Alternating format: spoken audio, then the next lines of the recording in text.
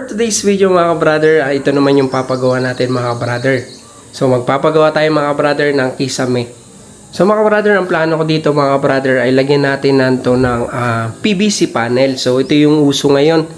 Kasi pinag-isipan natin mga brother before, kasi ang pinaplano natin kung hardiplex o kaya yung PVC panel. So ang hardiplex kasi mga brother, doble trabaho yan. So once na nilagay yung hardiplex, mamasilyahan, pipinturahan. Unlike kasi sa PVC ceiling, so hindi na natin kailangan masilyahan yan at pinturahan. So may kulay na yan. So naisip natin mga brother lagyan ng PVC panel. Itong lahat ng ating kisame. So ito yung sa itaas ng ating hagdan. Then sa kwarto. So nakaset up na rin yan mga brother. Meron na yung mga paring. Yan. Tapos dito sa ating hallway, so papunta sa CR, so na-set up na rin yan mga brother, nalagyan na rin ng paring din sa ating CR. Yan. So then dito naman sa isang kwarto natin, yan, so nalagyan na rin yan mga brother. Tapos dito naman sa aming kwarto mismo, so ito yung kwarto natin, so nalagyan na siya.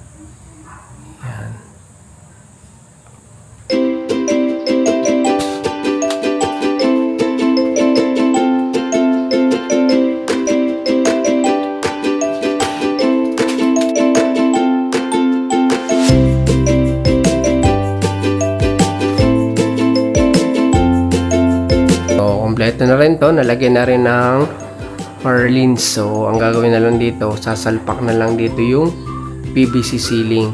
So ang binili natin mga brother, para hindi na tayo putol ng putol, meron palang 4 meters nun, mahaba, para isang diretsuhan na siya, kakabit na, hindi ka na magpuputol. Alis natin, ito yung ginagamit yan, yung inner saka out. Yan, clip, yung tawag ata dyan, hindi ko lang sure yung tawag dyan, J-clip, mga ganun. PVC ceiling na binili natin, so ang haba nito ay 295. So ito yung napili ni Mrs. na color, ito yung seamless, plain lang siya. Yan, napakaganda mga brother, malinis tingnan. Yan, lalagay natin nasa yung mga pinagputulan, o dun sa CR yan mapapalagay mga brother. Plano naman natin mga brother dito sa aming kwarto. So ito yung kwarto natin mga brother. So ang plano ko ditong gawin sa aking kisame, so gusto kong palagyan mga brother yan ng pin light saka yung cob light. So meron akong ilaw mga brother dun sa labas, pinatanggal ko na yung ilaw. So yun yung gagawin nating switch para dun sa ating pin light. So meron yung pinaka box dito sa gilid, itong paikot. 4 na ilaw yan. So pin light. Yan. Tapos pinasilip na rin natin sa electrician. So kasi magdadagdag ng switch, kasi ang switch natin mga brother ay 2 lang. So ang plano natin dito mga brother ay 3 na. So 3 gang yung ipalalagay natin na switch. So switch para dun sa gitna, ito yung pinakailaw niya. Then meron ding switch para dun sa pin light sa cob light. So para hiwa-hiwalay silang 3. Yan. Ito naman mga brother sa ating stair.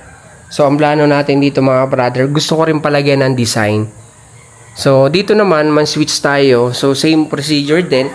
So 2 lang yung switch natin. So ang gagawin natin dito mga brother, palalagyan ko rin dito ng pinaka design sa taas. So lalagay ko diyan cob light saka pin light. So ang gagawin natin, papadagdag din tayo ng switch. So gagawin na rin natin 3 gang yung ating switch dito, para meron tayong cob light sa pin light. Yan. So waiting na lang tayo sa pagkakabit mga brother.